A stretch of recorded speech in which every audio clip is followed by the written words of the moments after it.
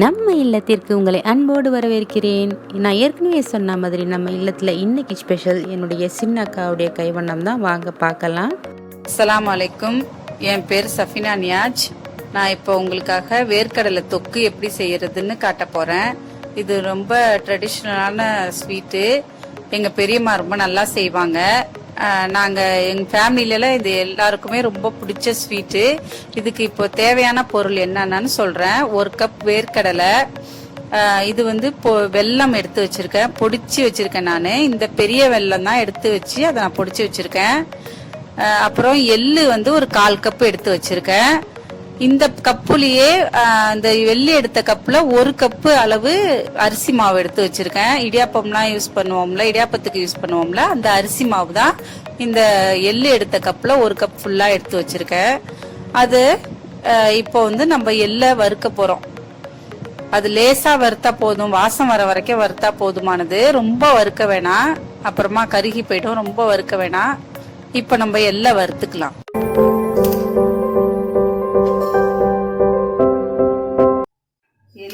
இந்த மாதிரி வறுத்துட்டேன். அதே மாதிரி இதோ புட்டும் வேக வச்சுட்டேன். இப்போ எல்லாம் எப்படி ஒன்று சேர்த்து லட்டு செய்யறதுன்னு பார்க்கலாம். இப்போ வேர்க்கடலையை மிக்சியில் போடுவோம்.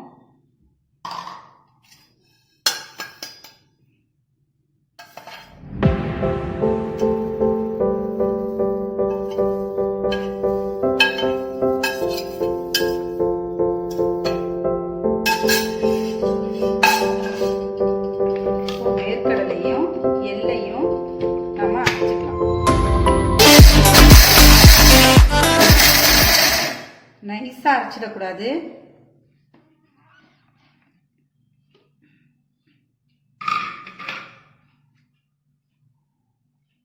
அதுக்கப்புறம் இந்த வெல்லத்தையும் சேர்த்துக்கலாம்.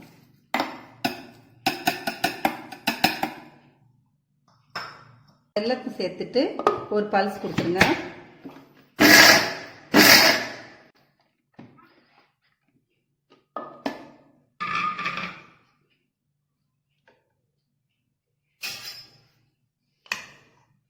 இப்போ இந்த அரிசி மாவுல செஞ்ச புட்டையும் சேர்த்துக்கலாம்.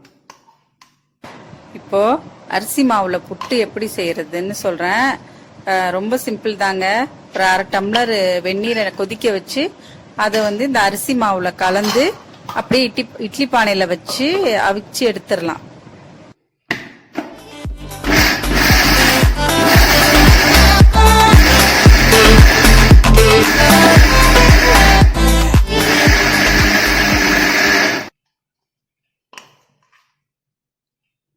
கொஞ்சம் கொஞ்சமா சேர்த்துக்கங்க. எல்லாத்தையும் ஒன்னா போட்டுற வேண்டாம்.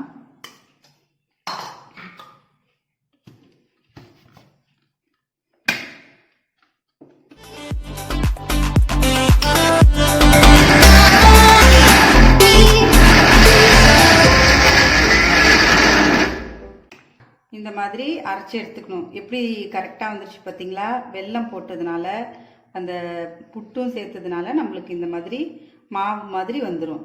இதை நம்ம லட்டு பிடிக்க வேண்டியது தான்.